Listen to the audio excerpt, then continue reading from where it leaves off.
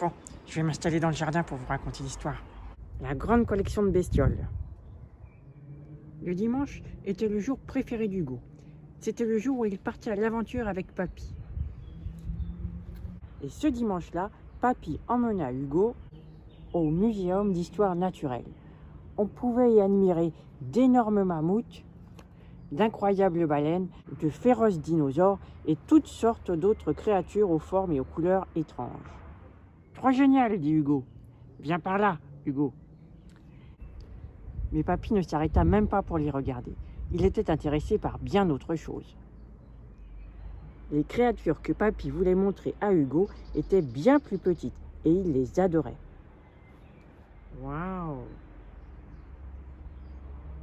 Hugo passa tout le chemin du retour à penser aux merveilleux insectes qu'il avait découverts au muséum.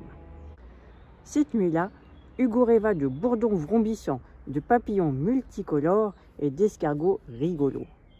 À son réveil, il n'avait qu'une idée en tête, foncer dans le jardin. Il remplit son sac à dos, puis se rua dehors, impatient de voir quelle bestiole il trouverait. Dans le jardin, il y avait des insectes partout. L'un d'entre eux passa sous le nez d'Hugo. Il voulut l'attraper, mais il était bien trop rapide. Aïe! Attraper des insectes n'était pas si facile finalement. Ils étaient si intelligents, ils donnaient toujours l'impression de savoir ce qu'Hugo allait faire. Il devait se montrer plus rusé s'il voulait réussir à les capturer. Très vite, Hugo devint drôlement fort pour attraper les bestioles. Avec son sac à dos et son chariot plein à craquer, Hugo rejoignit sa cabane dans les arbres.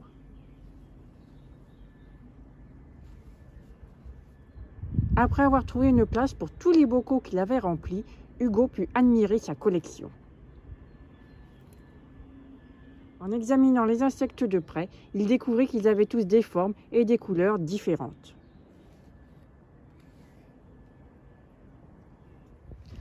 Une fois la nuit tombée, Hugo traversa le jardin pour regagner sa maison.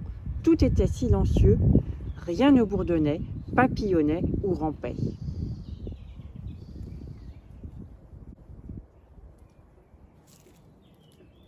C'est bien calme, se dit Hugo. Le lendemain, Hugo retourna dans le jardin pour continuer sa chasse aux bestioles. Mais tout était désormais vide et triste. Papy aussi se demandait ce qui se passait. Il sentait bien que quelque chose ne tournait pas rond. Soudain, il comprit d'où venait le problème. Tous les insectes avaient disparu.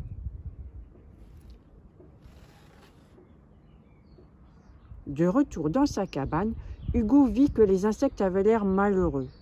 Papy aussi eut l'air malheureux en voyant ce qu'Hugo avait fait.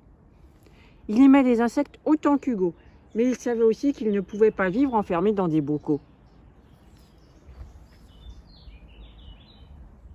Papy expliqua à Hugo à quel point le travail des insectes est important, surtout dans nos jardins.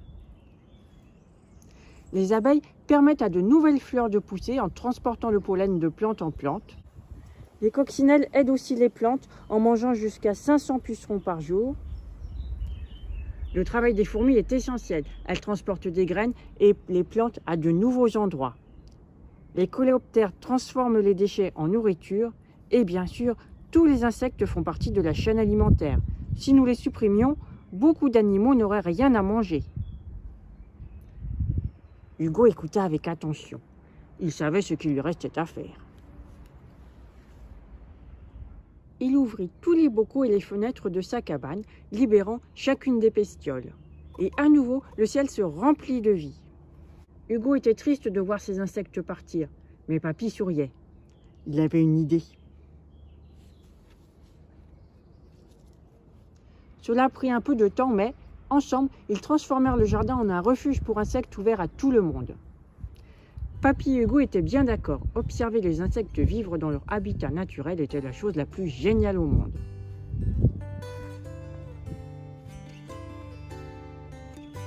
Et voilà, c'est fini.